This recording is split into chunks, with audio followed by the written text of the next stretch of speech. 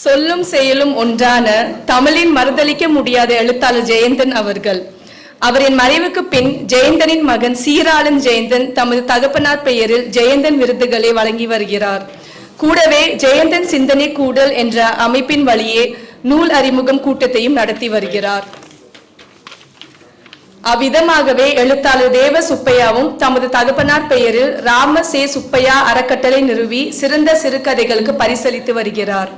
அவ்வகையில் சீராளன் ஜெயந்தனும் தேவ சுப்பையாவும் தந்தையின் நினைவை கொண்டாடும் மகன்கள். இன்று ஜெயந்தன் சிந்தனை கூடல் எழுத்தாளர் தேவ சுப்பையாவின் கருப்பன் நூல் குறித்தான அறிமுக கூட்டத்தை ஏற்பாடு செய்திருக்கிறது. அதன் நிறுவனர் சீராளன் ஜெயந்தன் முறையாக வரவேற்புரை நிகழ்த்த வருகிறார். வரவேற்புரை நான் ஏற்பாடு செய்யும் எனது கூட்டங்களில் எனக்கு நானே அல்லது நண்பர்கள் வழங்குகிற ஒரு இடம் வரவேற்புரை தான். வரவேற்புரை என்பது ஒரு சம்பிரதாயமான ஒரு சடங்காக மாறிவிட்டது. வரவேற்புரையில் பேச வேண்டிய விவரங்களை தொகுப்பாளர் பேசிவிடுவார். பிறகு எனக்கு அனைவரும் வருக வருக என்று வரவேற்பதை தவிர வேறு என்ன இருக்கிறது? ஆனாலும் இந்த மேடையை ஏற்பாடு செய்துவிட்டு இந்த நிகழ்ச்சி குறித்து ஏன் ஜெயந்தன் சிந்தனை கூடல் ஏன் இந்த நூலுக்கான ஒரு அறிமுக கூட்டத்தை ஏற்பாடு செய்திருக்கிறோம் என்கிற ஒரு ஜஸ்டிஃபிகேஷன் நான் இங்கு சொல்ல வேண்டியிருக்கிறது. ஜெயந்தன் ஒரு மிக தீவிரமான காத்திரமான ஒரு எழுத்தாளர். அந்த ஒரு பார்வையிலேயே ஜெயந்தன் நிகழ்ச்சிகள் நடத்தும் போது அவ்வளவு தீவிரமும் காத்திரமும் இருக்க வேண்டும் என்பதில் நான் மிகுந்த கவனத்துடன் இருப்பேன். இந்த நிகழ்ச்சி முற்றிலும் முழுதுமாக நண்பன் அமிர்தம் சூர்யாவினுடைய விருப்பத்தின் பெயரிலேயே நடக்கிறது.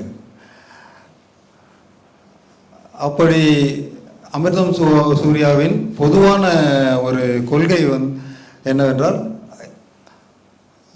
புதிதாக எழுத வருபவர்களை பாராட்டி அவர்களை ஊக்குவித்து அவர்களை வளர்த்து விட வேண்டும் என்பதுதான் அமிர்தம் சூர்யாவின் ஒரு கொள்கை. ஆனால் நான் விமர்சனங்களை வைப்பது மிகவும் ஒரு காத்திரமான விமர்சனமாக இருக்கும். என்னுடைய விமர்சனம் என்பதும் அமிர்தம் சூர்யாவுக்கு நன்றாக தெரியும்.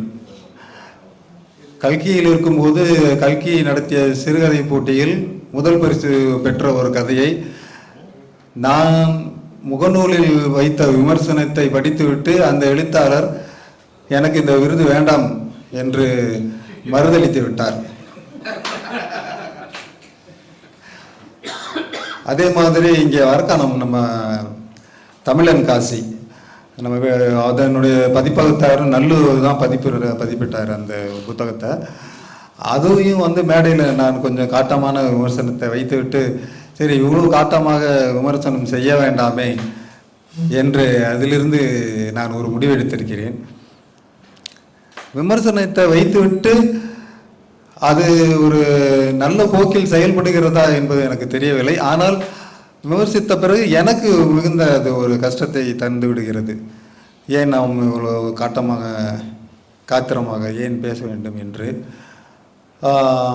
ஏனென்றால் நான் வந்த வழி வெங்கட்சாமிநாதனை வாசித்தவர்களுக்கு தெரியும். அவரை போல ஒரு விமர்சன இலக்கியத்தை தூக்கி பிடித்தவர்கள் வளர்த்தவர்கள் யாரும் இருக்க முடியாது. வெங்கட்சாமிநாதனுக்கும் என் தந்தை ஜெயந்தனுக்கும் ஃபோனில் நடக்கிற தகராறுகள் எல்லாம் பார்த்திருக்கிறேன். அதாவது நேருக்கு நேர் சந்தித்து கொண்டால் வெட்டி கொள்வார்கள் என்பது போல ஒரு காத்திரமான உரையாடல் இருக்கும். அதன் பிறகு அந்த உரையாடல் முறைந்த பிறகு அவர்கள் அந்த நட்பு எந்த விதத்திலும் பாதிக்கப்படாமல் தொடரும் என்பதுதான் அந்த காலத்து இலக்கியவாதிகளின் பண்பாக இருந்தது. ஆனால் இப்பொழுது அப்படி இல்லை. இப்பொழுது காத்திரமான விமர்சனங்களுக்கு யாரும் தயாராக இல்லை. அதற்கு முகநூலில் வருகிற பின்னூட்டங்கள் மிகவும் தரம் தாழ்ந்தவையாக இருக்கின்றன. இங்கேயே நமது மேடையில் ஒரு எழுத்தாளர் கடந்த மாதம் இதே மேடையில் விமர்சிக்கப்பட்ட விதம், சவிதா அவர்களை நான் இன்றைக்கு தான் பார்க்கிறேன். அவர்களுடைய நூலை நான் இன்னும் வாசிக்கவும் இல்லை, அவர்கள் அந்த விமர்சனத்தை நான் இன்னும் கேட்கவும் இல்லை. அதை அடுத்து கண்டிப்பாக இன்னைக்கு உங்க கூட அந்த புக்கு வாங்கிட்டு தான் போகணும்னு இருக்கு.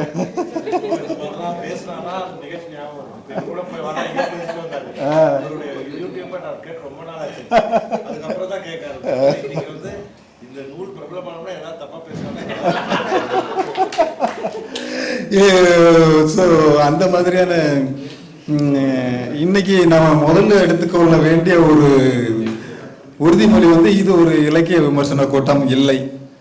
இது வந்து நம்ம நண்பர்கள் அனைவரும் சேர்ந்து கூடி ஒரு இலக்கியத்தை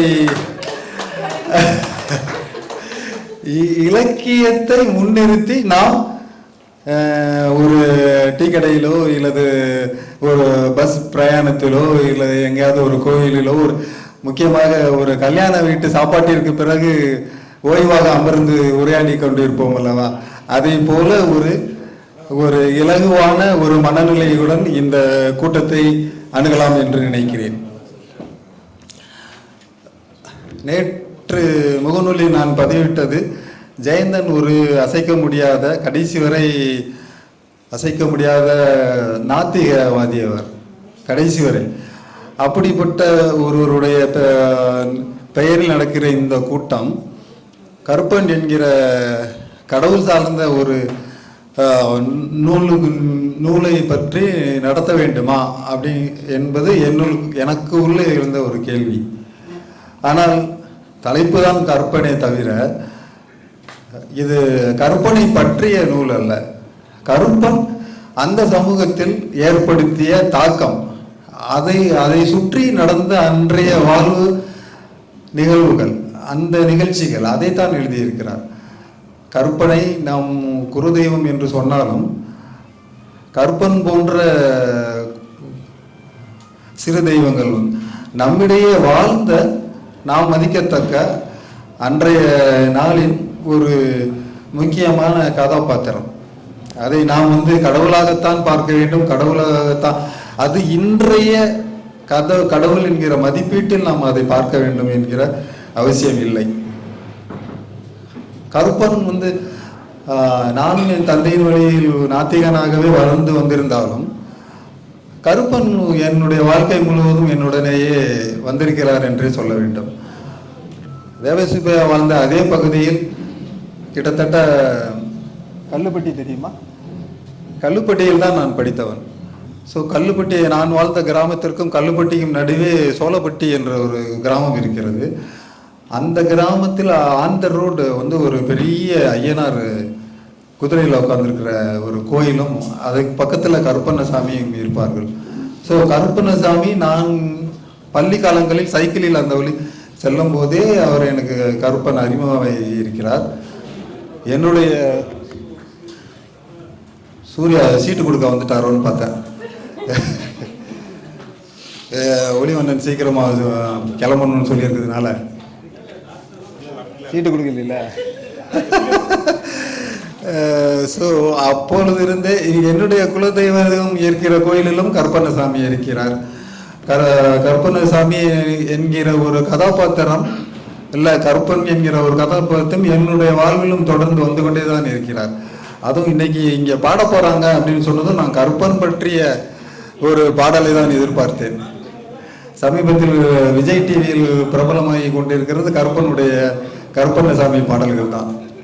ஸோ அந்த மாதிரி பாடல்களை எதிர்பார்த்தேன். சூர்யாவிடமும் என்னுடைய தெரிவுகளை சொல்லி இருந்தேன், ஆனால் கிடைக்கவில்லை. தேவசுப்பையாவினுடைய எழுத்து பற்றி 2 வார்த்தைகள் மட்டும் சொல்லி, ஏன்னால் பின்னால் வருகிறவர் அதை பற்றி தான் பேசப் போகிறார்கள். நான் முதலில் சொன்ன மாதிரி ஒரு இலகுவான ஒரு கூட்டமாக, மனநிலை கொண்ட ஒரு கூட்டமாக இது இருக்க வேண்டும் என்று சொன்ன மாதிரி தேவசுப்பையாவின் எழுத்தும் அப்படிப்பட்ட ஒரு எழுத்தாகத்தான் இருக்கிறது.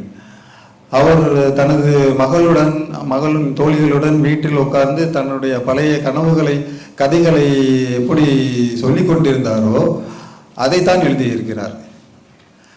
அந்த நாங்கள்லாம் அந்த காலத்தில் அப்படின்னு ஆரம்பிப்போம் இல்லையா, அந்த மாதிரியான ஒரு கதை சொல்லல் தான் இவருடைய நூலிலும் இருக்கிறது. ஸோ இது வந்து இன்னும் அவர் ஒரு தீவிர இலக்கியத்தின் பக்கம் இன்னும் நகரவில்லை என்பது தெரிகிறது. ஒரு மகிழ்ச்சியான விஷயம் என்னவென்றால், அவர் தவறான பாதையில், அதாவது இதுதான் இலக்கியம் என்கிற ஒரு தவறான பாதையில் திசை திரும்பி விடாமல் இருக்கிறார் என்பதே ஒரு பேரன் லேண்ட் மாதிரி இருக்கிறார். அவர் வந்து இன்னும் படிக்க வேண்டும், வாசிக்க வேண்டும், இன்னும் காத்திரமான கதைகளை வாசிக்க வேண்டும். அவர் என்ன எழுத வேண்டும் என்கிறதை முடிவு செய்துவிட்டு எழுத ஆரம்பிக்க வேண்டும் என்று நான் விருப்பப்படுகிறேன், கேட்டுக்கொள்கிறேன். ஜெயந்தனுடைய சிறுகதை கலை என்கிற ஒரு ஆடியோ சிடி இருக்குது, அதை எடுத்துகிட்டு வந்து அவருக்கு இன்றைக்கி ப்ரெசென்ட் பண்ணணும்னு நினச்சேன், வரும்போது மறந்துட்டேன். எப்படி இருந்தாலும் நம்ம நல்லு அவர்கள் அந்த ஆடியோவை வந்து புத்தகமாக வெளியிட உறுதி அளித்திருக்கிறார். கிட்டத்தட்ட 1 வருஷம் ஆயிடுச்சு அவரை கொடுத்து. எப்படியோ அடுத்த ஆடியோவா இருக்கு.